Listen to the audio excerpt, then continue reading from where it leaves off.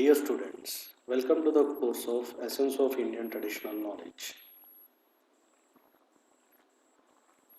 Today's topic, space and military related developments. In our previous lecture, we have dealt with the mathematical sciences in Vedas, where to highlight a few, we have learned about Pythagoras principle that has been claimed by Euclid in 1600 BC, and we have done with few trigonometric and algebraic achievements that have been done by ancient India during the Vedic period.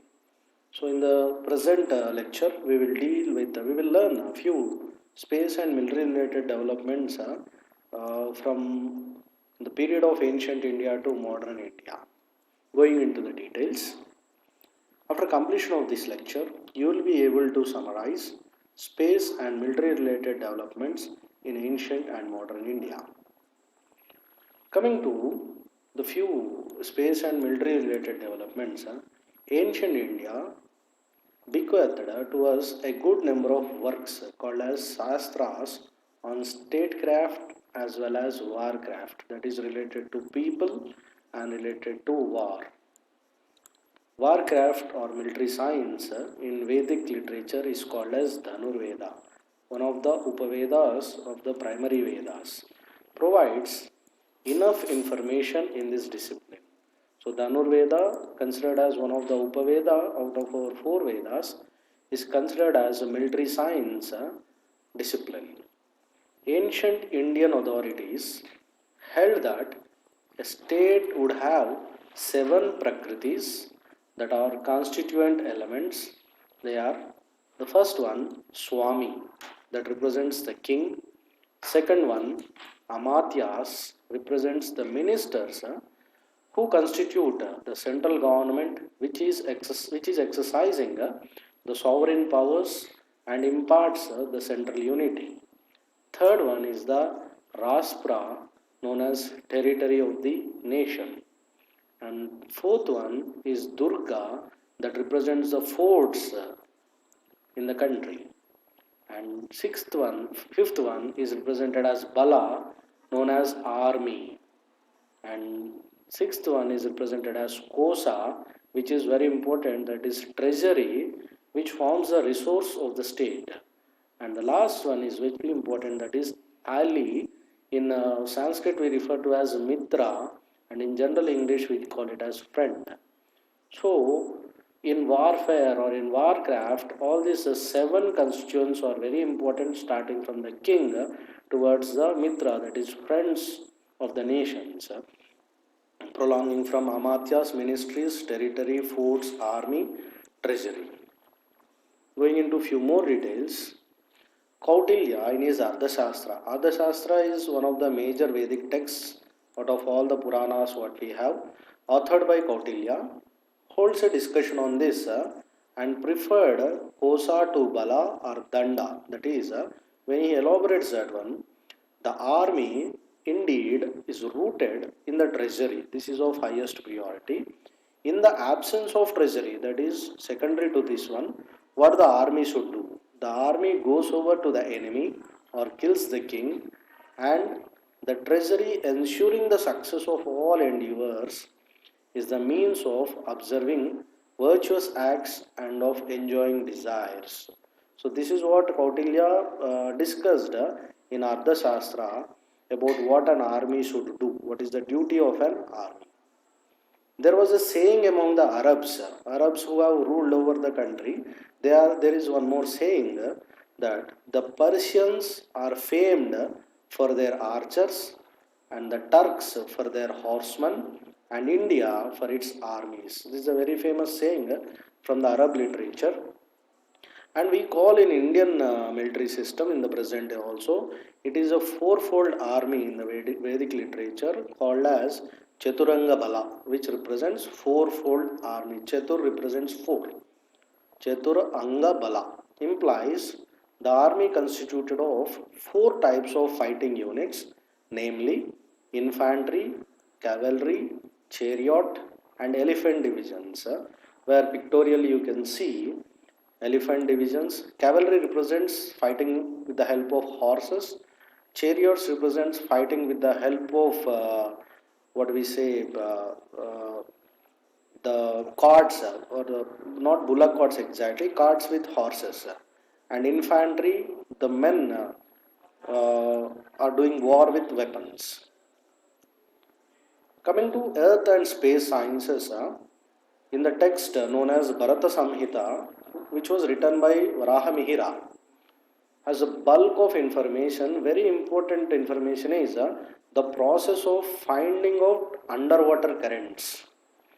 Nearly in this Bharata Samhita, authored by Varahamihira, 200 methods are present in order to make these findings, which even today are put in practice by most of the scholars.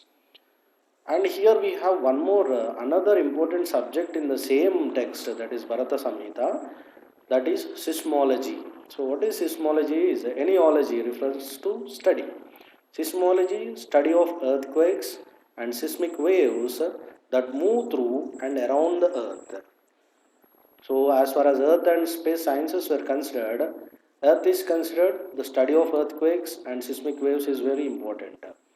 The five famous astronomical works by Brahma Siddhanta, Vasishtha Siddhanta, Surya Siddhanta, Paulisa Siddhanta, and Romaka Siddhanta have wonderfully pertained to the planets, their positions, movements, and their influence over the earth.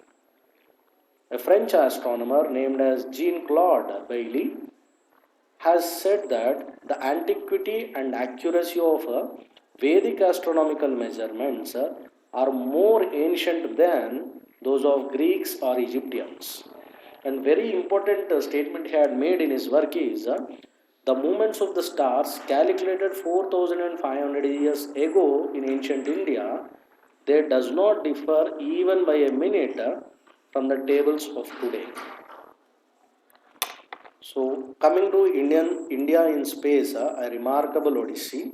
The beginning of an organized approach has started in 1940s, where two important people have stimulated and initiated this one, that is Homi Bhabha and Vikram Sarabhai, that is called as Indian Space Program, which has begun in a most modest way by the forming Indian National Committee on Space Research in 1962.